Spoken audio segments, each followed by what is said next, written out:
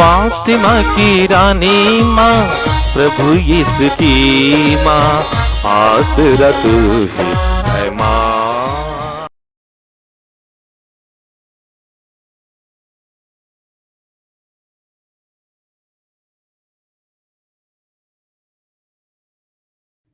पहला पाठ प्रवक्ता ग्रंथ अध्याय 48 पद संख्याएं 1 से 4, 9 से 11 तक।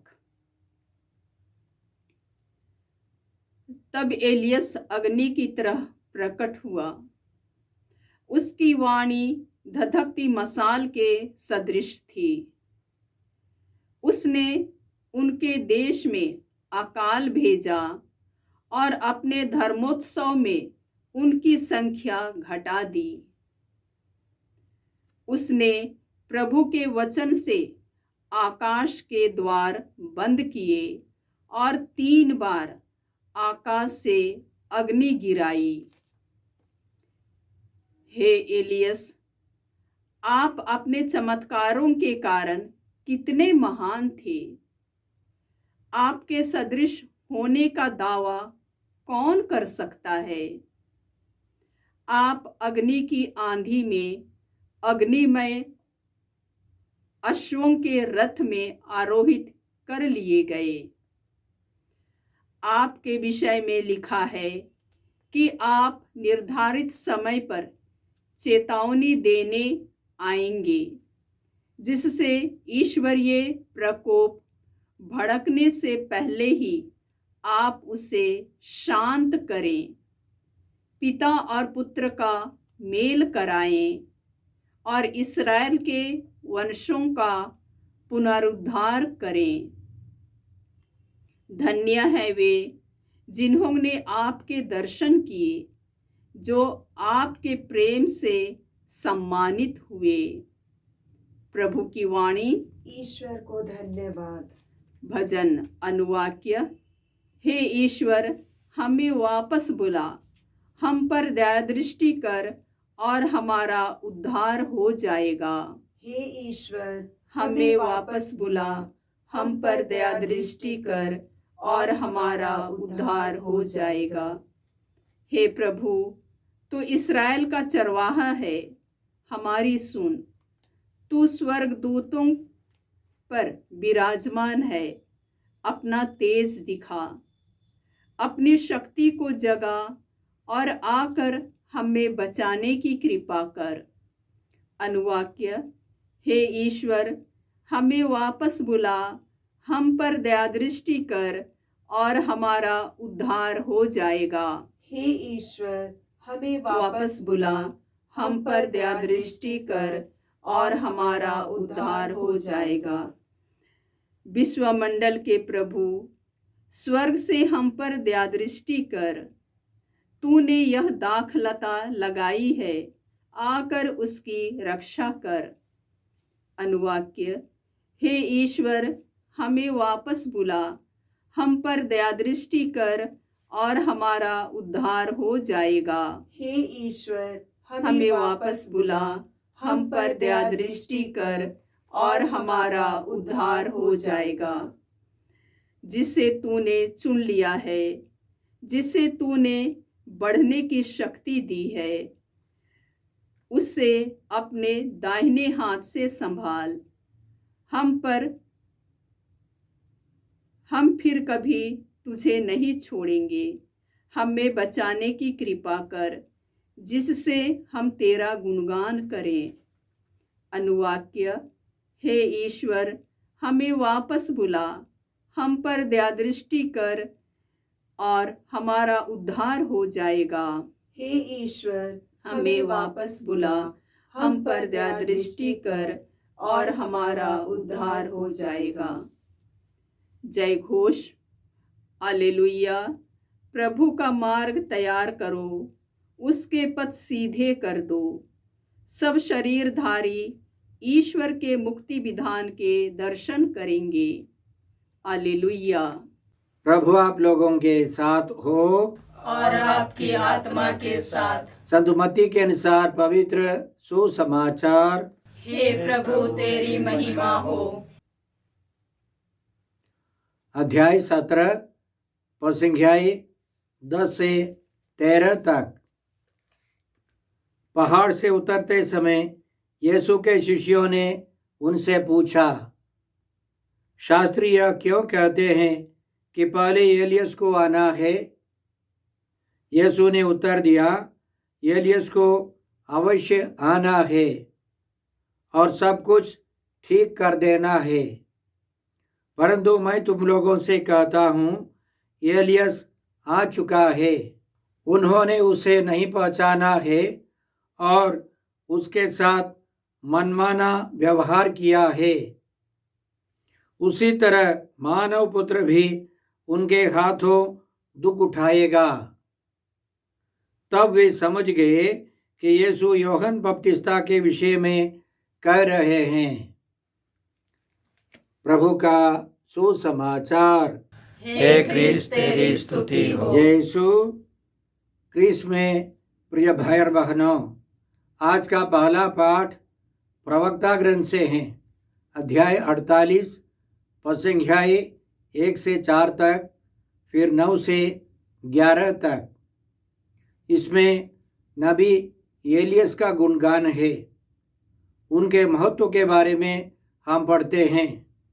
इसलिए हमने आज इस प्रकार सुना, तब एलियस अग्नि की तरह प्रकट हुआ, उसकी वाणी धधकती मशाल के सदृश थी। उसने उनके देश में अकाल भेजा और अपने धर्मोत्सव में उनकी संख्या घटा दी।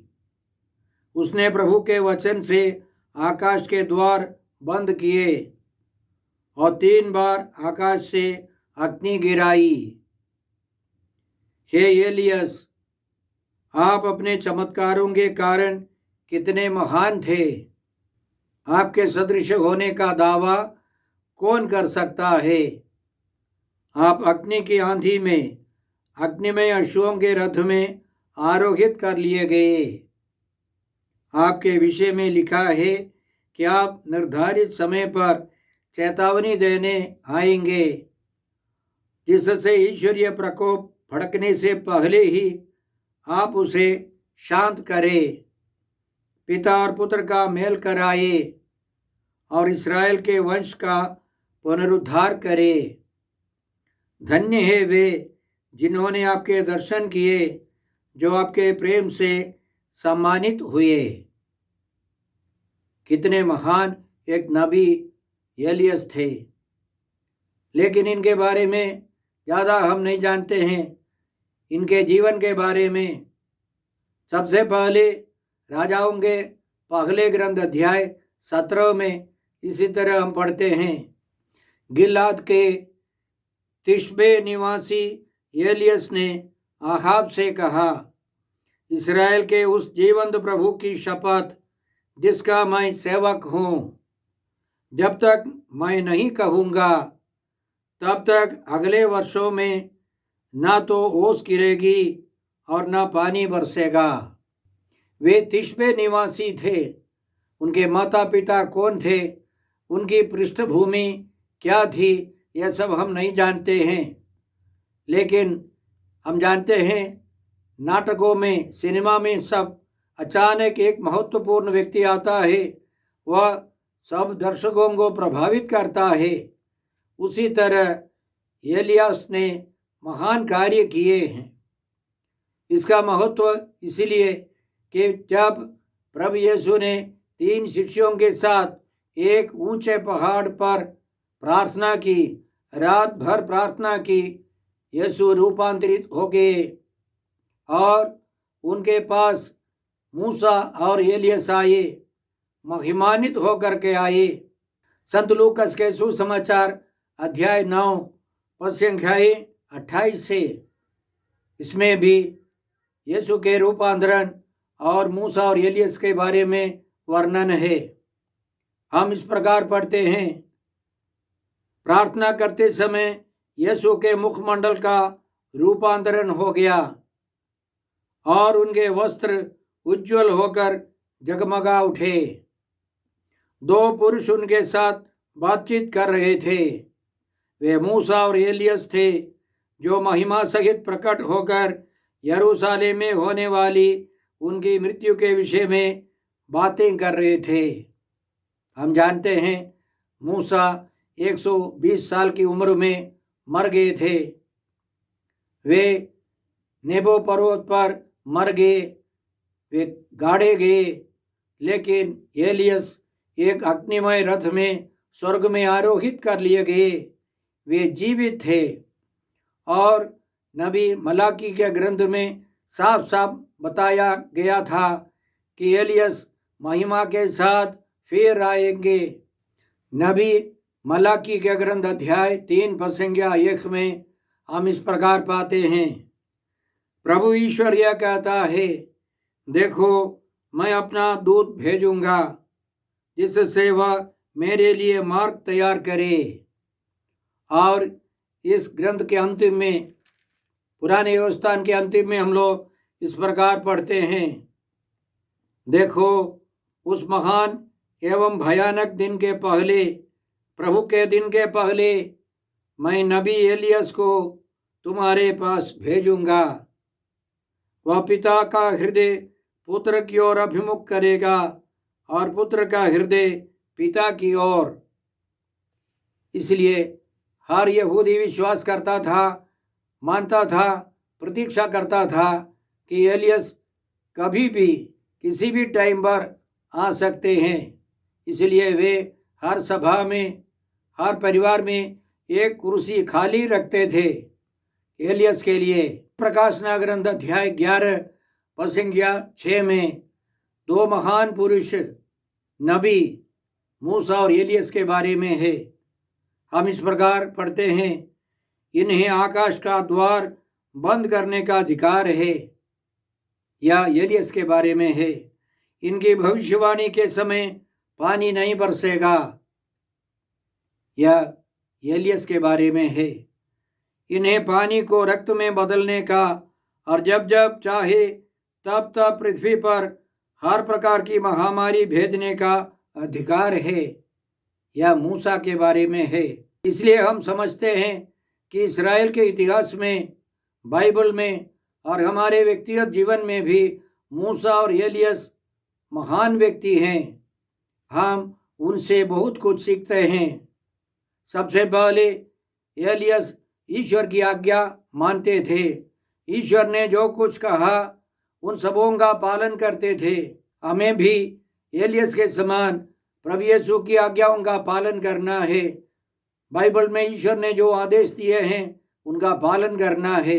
नबी एलियस से हम यह भी सीखते हैं कि अन्याय अत्याचार के सामने वे चुप नहीं रहते थे। हमको भी चुप नहीं रहना है। दुख कष्ट आने पर भी वे विचलित नहीं होते थे। उनका सामना करने के लिए वे तैयार हो जाते थे। इसलिए हमको भी अपने जीवन के सारे दुखों को प्रभु यीशु के मनोभाव के साथ, एलियस के मनोभाव के साथ उठाना है। इन सबों के लिए हम कृपा मांगते हैं। आज के सुसमाचार के द्वारा प्रभु यीशु हमको समझाते हैं कि जैसे उस जमाने में इस्राएली लोग नबी एलियस की प्रतीक्षा में थे, वैसे ही संत यूहन्ना नबी एलियस के मनोभाव से उनके समान आए, लेकिन लोगों ने उनको नहीं पहचाना। न केवल उनको नहीं पहचाना बल्कि उनके साथ मनमाना व्यवहार किया। उनको जेल में डालकर उनकी हत्या कर दी। और प्रभु यीशु यह भी जोड़ देते हैं कि उसी तरह मानव पुत्र को भी, यीशु को भी दुख उठाना होगा, मरना होगा।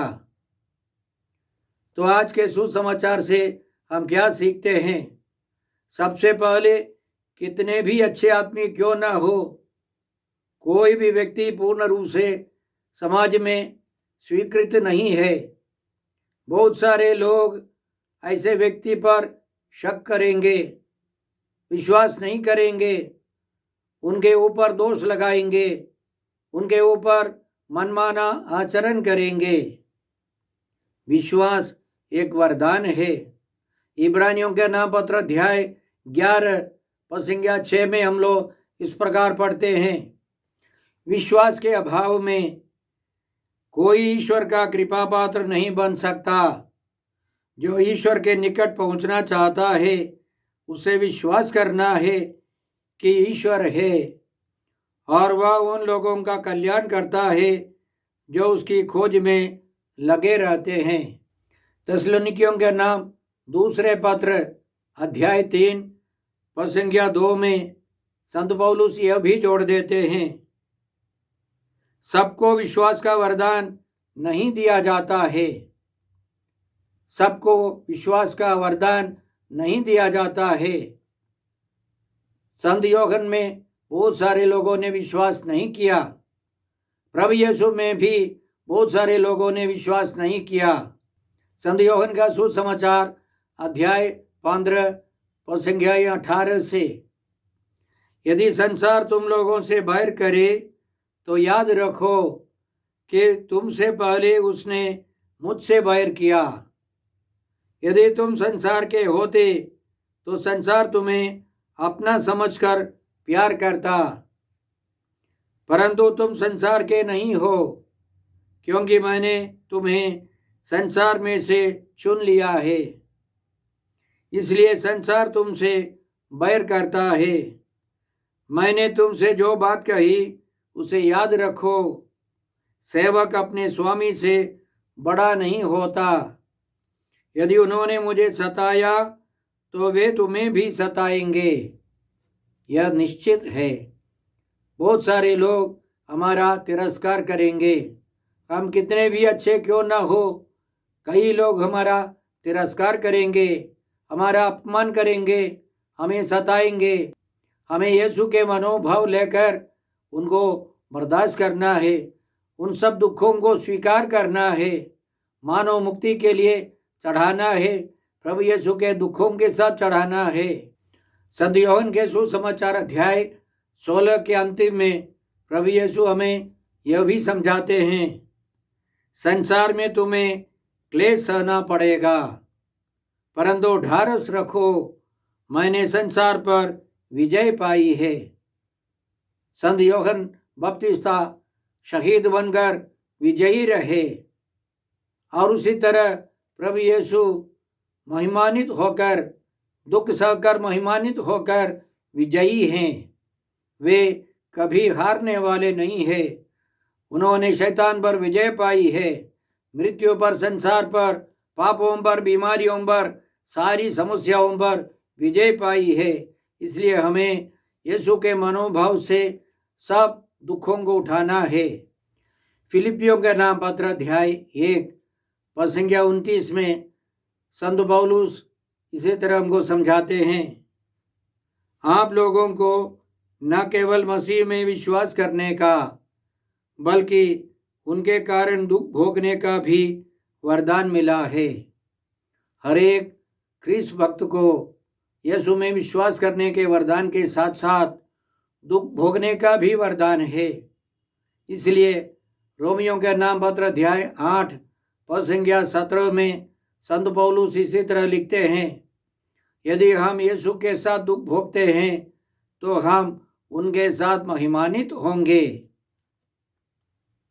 हम याद रखें, संत यूहन्ना बपतिस्ता शहीद बने, प्रभु यीशु मरकर जी उठकर मुक्तिदाता बने, उनके 11 शिष्य शहीद बने और संत यूहन्ना लंबी आयु में जीते जागते दुख सहते मरे और कलीसिया का विकास होता गया। एक तरफ दुख कष्ट, दूसरे तरफ कलीसिया का विकास। इसलिए हम दुखों से भागते नहीं है, क्रूस से भागते नहीं है, यीशु के साथ हम क्रूस उठाते हैं और हम विजयी रहते हैं। आइए हम संत यूहन्ना के द्वारा प्रार्थना करें कि हम भी उनके समान हिम्मत से आगे बढ़े, प्रभु के लिए, ईश्वर के राज्य के लिए हम दुख सहकर महिमा में प्रवेश करें। हे अब्बा पिता, हे प्रभु यीशु, हे पवित्र आत्मा ईश्वर, आज के सारे पवित्र वचनों के लिए हम तुझे धन्यवाद देते हैं और प्रार्थना करते हैं कि हम सबों को नबी एलियस का, नबी यूहन्ना बपतिस्ता का मनोभाव मिले और उनके समान हम लोग जीवन बिताकर यीशु के साथ महिमा में प्रवेश कर सके। अन्य अनेक लोगों को प्रभु यीशु के साथ जोड़कर मुक्ति का रास्ता दिखा सके। हम यह प्रार्थना करते हैं प्रभु क्रिस्त के द्वारा। हमारे प्रभु यीशु क्रिस्त की कृपा, ईश्वर का प्रेम और पवित्र आत्मा का साहचर्य आप सबों को प्राप्त हो। आमीन।